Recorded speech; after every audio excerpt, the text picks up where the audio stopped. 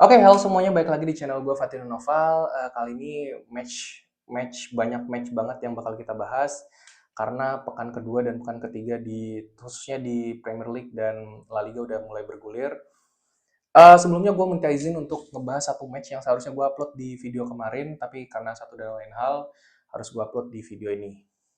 Yang ini match antara Real Madrid versus Osasuna.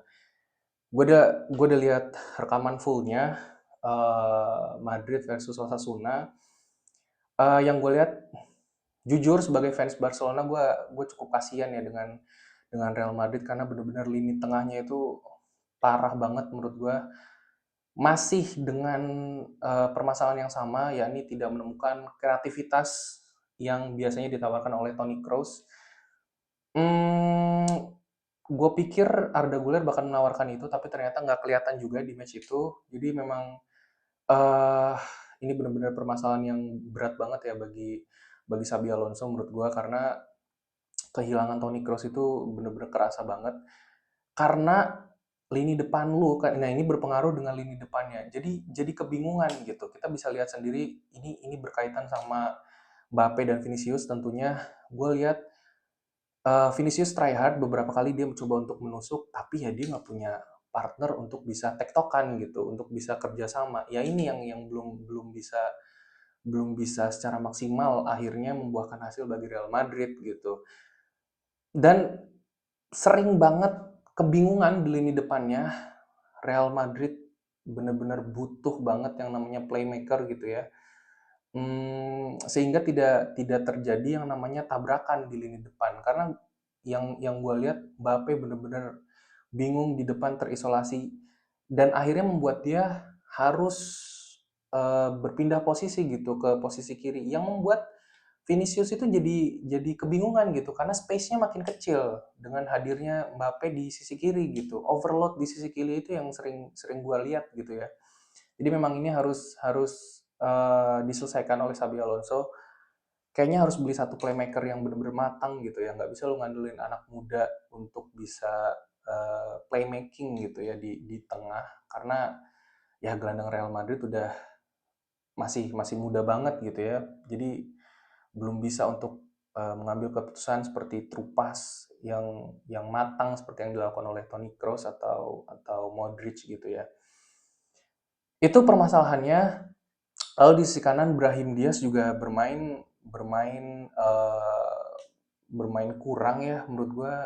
Agak aneh sebenarnya ketika lu menggantikan Rodrigo dengan Brahim Diaz. Rodrigo kita tahu memang dia tidak tidak konsisten, tapi menggantikannya dengan Brahim Diaz, come on, it's a different level man. Brahim Diaz ya dia main bagus ketika dia jadi super sub. Ketika jadi starting kita lihat dia nggak ngapa-ngapain gitu, dia nggak bisa menawarkan hal yang seharusnya ditawarkan oleh seorang penyerang sayap gitu ya. Sebagai sayap tuh dia kurang banget gitu, nggak ada tusukan-tusukan yang berani, sehingga ya terkesan lini kanannya Madrid itu mati gitu ya. Lini belakangnya gue belum bisa nilai karena memang ya Osasuna juga nggak terlalu banyak nyerang ya, jadi memang nggak kelihatan juga gitu Real Madrid di lini belakangnya. Tapi yang kelihatan banget sih lini tengahnya sih, bener-bener masih dalam tanda kutip lack of creativity ya, yang masih terus kayaknya bakal kita lihat kalau misalkan nggak beli seorang playmaker gitu. Itu untuk Real Madrid versus Osasuna. Anyway, gue belum lihat match keduanya gitu, Real Madrid lawan lawan lawan siapa yang tim promosi itu yang main tadi malam gitu ya, gue belum lihat. Real Oviedo kalau nggak salah. Yang nanti kita bakal bahas di video selanjutnya barengan sama MU versus Fulham ya. Oke, itu untuk Real Madrid. Yang kedua kita bakal bahas antara Chelsea versus West Ham.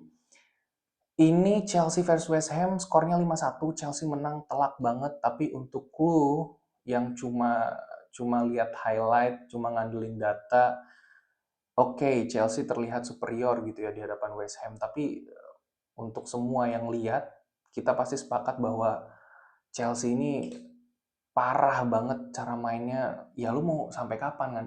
Kalau lu ngegolin 5 gol tapi mayoritasnya dari corner, itu kan ada something wrong dengan tim lu gitu.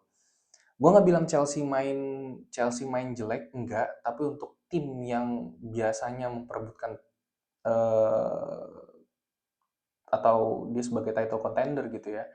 Ini sih Chelsea parah banget menurut gue. Di lini tengahnya Enzo sama Caicedo bener-bener diobrak-abrik sama si siapa? Jared Bowen sama si Paketa gitu ya. Di menit pertama bahkan the whole game menurut gue ya. West Ham bener-bener nguasain banget. Tapi itu tadi namanya West Ham dia tim tim papan tengah gitu ya. Jadi di sepertiga akhirnya itu dia kurang gitu. Jadi nggak bisa mengkonversinya menjadi gol. Itu sih yang gue lihat ya. Eh Sedangkan Chelsea itu permasalahannya, gue pikir dengan tidak adanya Cole Palmer mungkin permainan jadi lebih cair. Ternyata enggak, bermain atau permainannya itu jadi bahkan nggak ada kreativitas sama sekali. Oke, mungkin sesekali ada one to touch gitu ya, tapi itu pun jarang banget. Mungkin 20 menit sekali gitu yang kita lihat. Bener-bener parah banget ini Chelsea ya untuk kedepannya gue sih agak pesimis ya dengan permainan kayak gini gitu ya. Mas gue lu ketemu West Ham gitu, tim yang seharusnya seharusnya lu bisa bisa kuasain gitu, tapi ya kenyataannya lu harus mengandalkan gor-gor corner gitu, which is sah banget. Tapi ya kalau mau sampai kapan gitu gol gol corner terus gitu, itu kan dalam tanda kutip ada bantuan lucknya juga gitu ya. Harusnya kan lu bisa make a play gitu, main satu dua gitu. Ini benar-benar kelihatan banget gak ada Cole Palmer, justru memperburuk Chelsea gitu ya. Dari skor gak ada masalah sih ya, lo harus sebagai fans Chelsea senang gitu ya, tapi kita harus lihat di beberapa ke depan. Kalau mainnya masih kayak gini hanya mengandalkan set piece doang sih, ya bakal jadi alarm bahaya gitu ya bagi bagi Chelsea. Mungkin yang terlihat main cukup bagus itu ada si Estevao, tapi ya Estevao terlepas dari satu golnya dia juga nggak nggak sebagus itu sih ya. Tapi yang paling mending lah, paling mending Enzo cetak gol tapi di tengah bener-bener salah passing, one on one-nya dia jarang menang ya seperti Enzo biasanya. Caicedo pun nggak kuat untuk membendung lini tengahnya West Ham. Sayang banget, harusnya itu bisa cetak 2 gol. Mungkin kalau misalkan gol itu disahkan bakal bakal beda ya jalan ceritanya. Tapi anyway, ya yang bisa kita lihat Chelsea harus banyak banget improve gitu ya. Enzo Maresca benar-benar harus mikir ulang gimana tim ini bisa bisa berjalan gitu ya dengan baik, terutama di lini tengahnya. Pedro Neto itu parah menurut gue ya.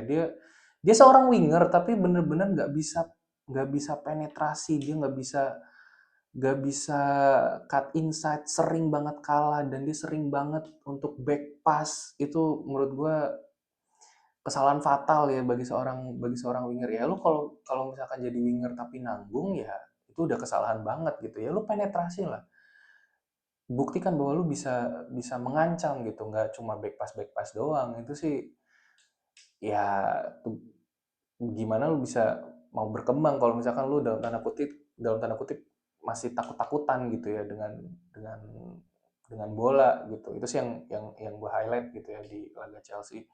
Pedro Neto menurut gue ya bermain underperform banget lah ya. Oh, Pedro juga nggak bisa menawarkan kreativitas sih di lini tengahnya tuh kurang banget Chelsea. Asli bener-bener WSN ini ngobrak-ngabrik banget. Bowen itu terlalu superior ya. Superior sama Paqueta itu bener-bener main enak banget, cair banget secara permainan. Makanya gue bingung kok bisa cepet banget sampai 3-1 gitu, sampai kayak gue ngeliat matchnya tapi kayak udah 3-1 aja gitu ya. Jadi padahal secara permainan menang West Ham banget gitu.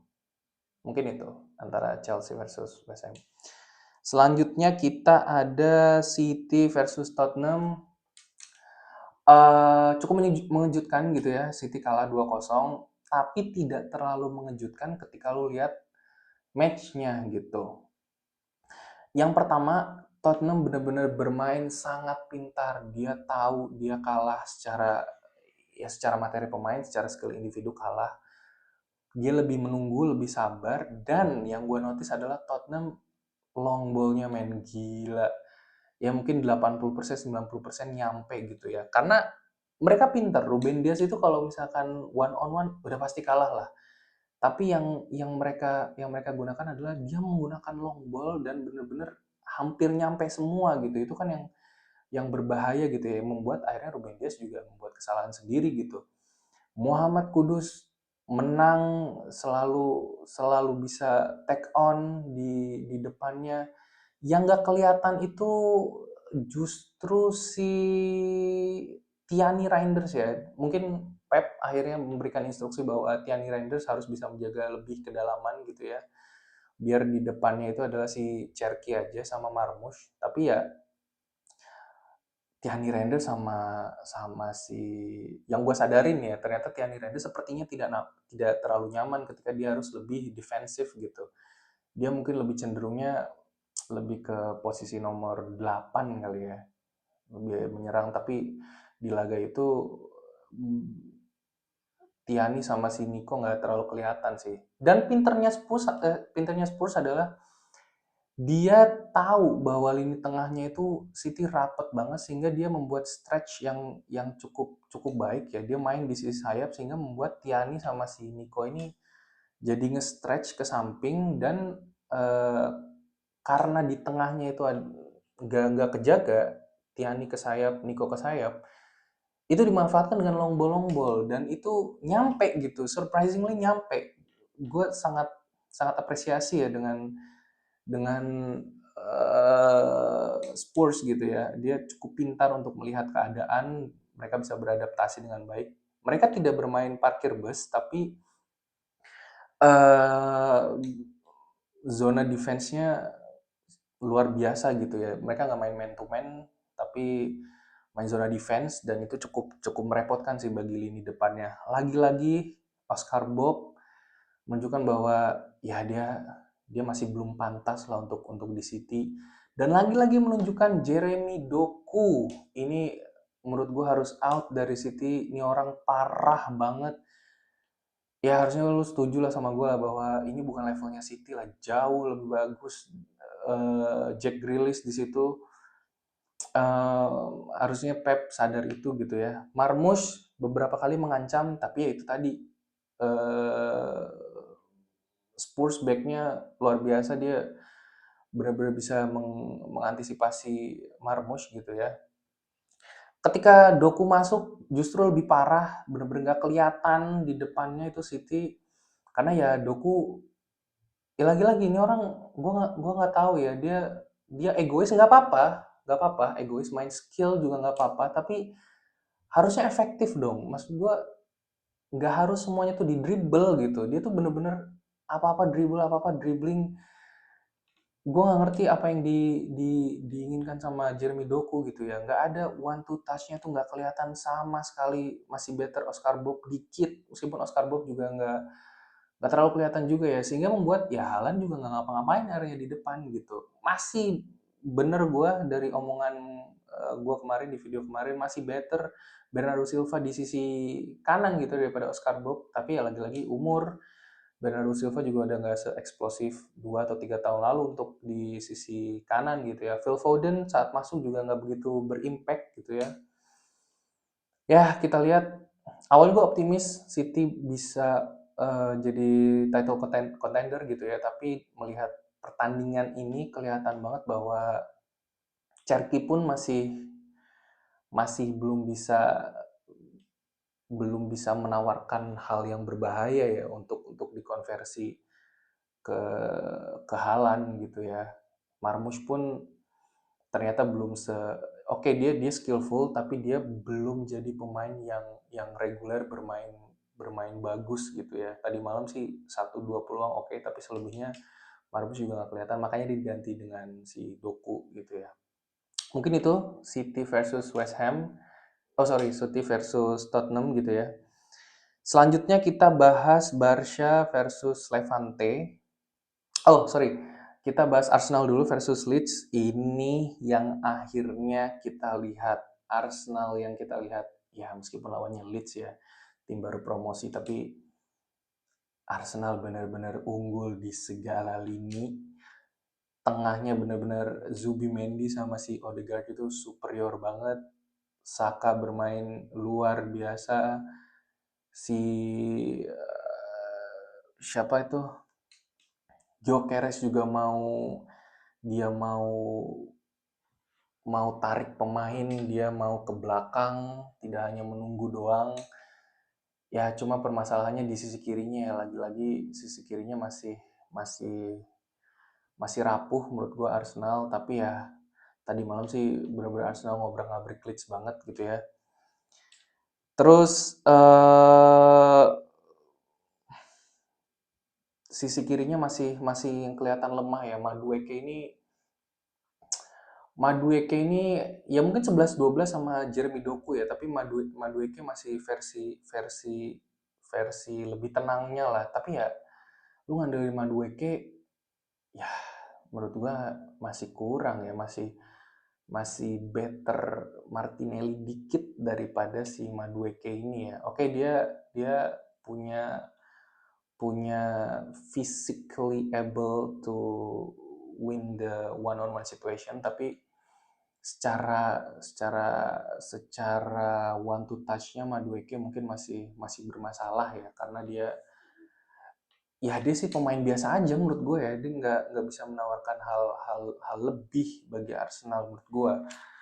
Nah, cuma meskipun bermain bagus, Arsenal ini masih belum ketemu puzzle-nya, yakni Gyökeres sebagai goal getter itu masih belum ketemu menurut gua, karena crossing-crossingnya atau umpan tariknya itu belum bisa dikonversi. Ya kita tahu sendiri golnya Gyökeres itu ya hasil kerja kerasnya sendiri, dia yang tarik pemain, dia yang cut inside, dia yang ngegolin,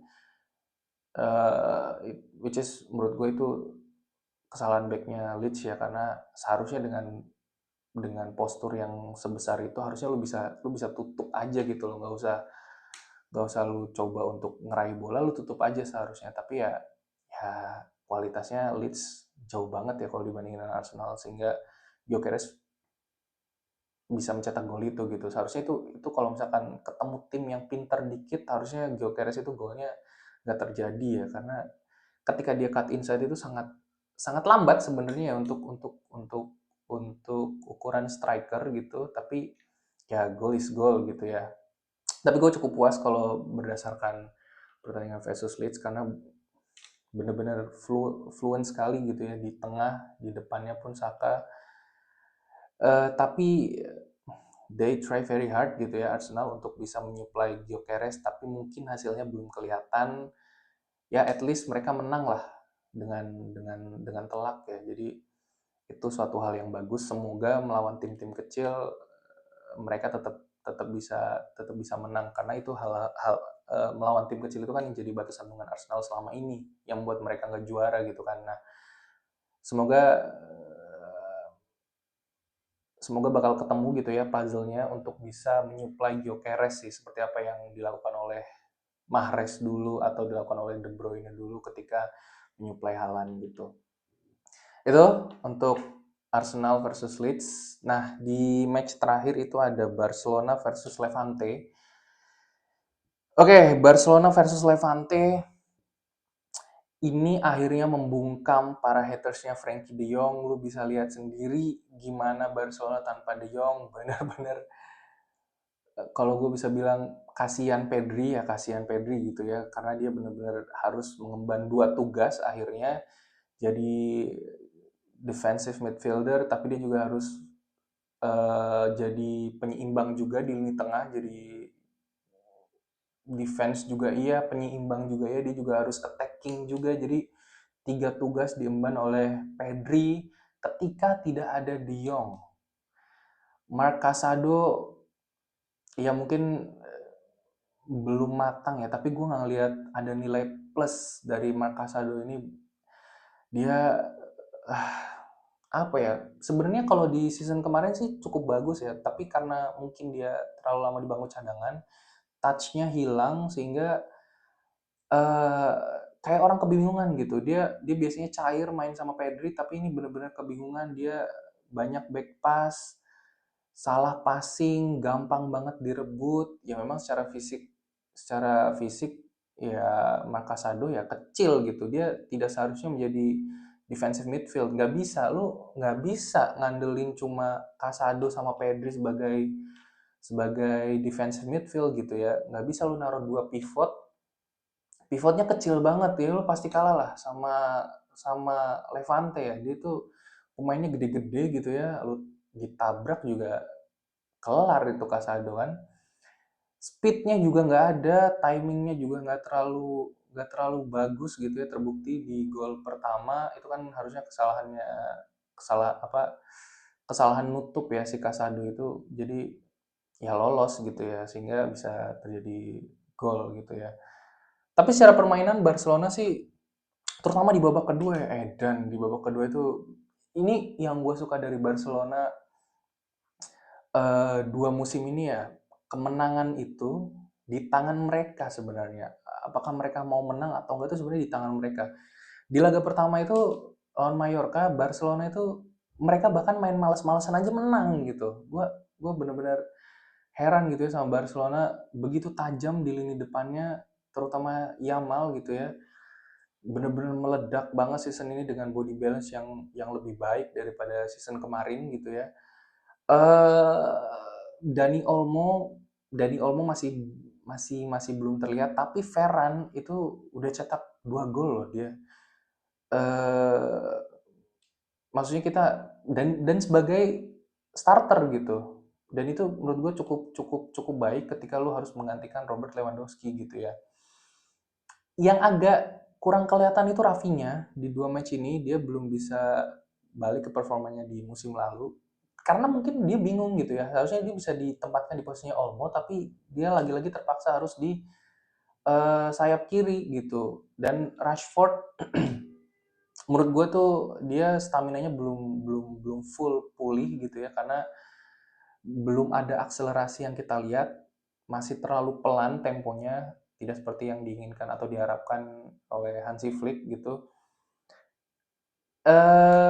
Lini belakangnya cukup cukup solid, Kubarsi sama Araujo, mereka bisa bisa main offside trap dengan baik. Nah, untuk offside trap ini menurut gue sih Barcelona seharusnya dengan melawan tim kecil itu nggak usah pakai offside trap ya. Gue nggak ngerti kenapa Hansi Flick masih kekeh untuk mempertahankan offside trapnya.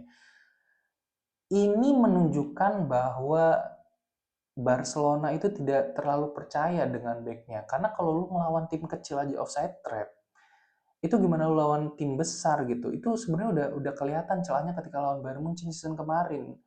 Beruntung offside-nya tipis gitu ya. Tapi seharusnya ketika lu melawan tim kecil, ya lu harus berani man to man marking lah. Ngapain lu main zona defense gitu. Araujo itu kuat ketika lu one on one, ketika dia disuruh untuk main secara offside trap atau main zona defense, dia ya lu akan sayang gitu, lu nggak bisa memanfaatkan potensi terbaiknya, which is di ability-nya gitu untuk duel gitu. Sedangkan ya back utama lu ya Araujo gitu dan Pau Kubarsi, which is ini akan sangat berbahaya ketika lu menghadapi tim besar seperti yang Barcelona hadapi saat lawan Bayern Munchen gitu ya di season kemarin. Mungkin itu sih.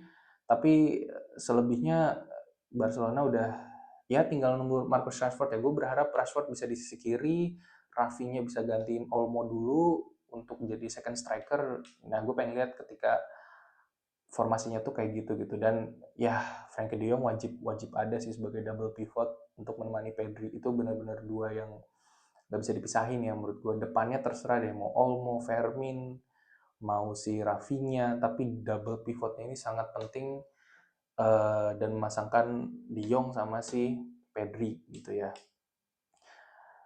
Mungkin sekian dari gue. Jangan lupa untuk subscribe dan like video ini. Terima kasih. Salam olahraga.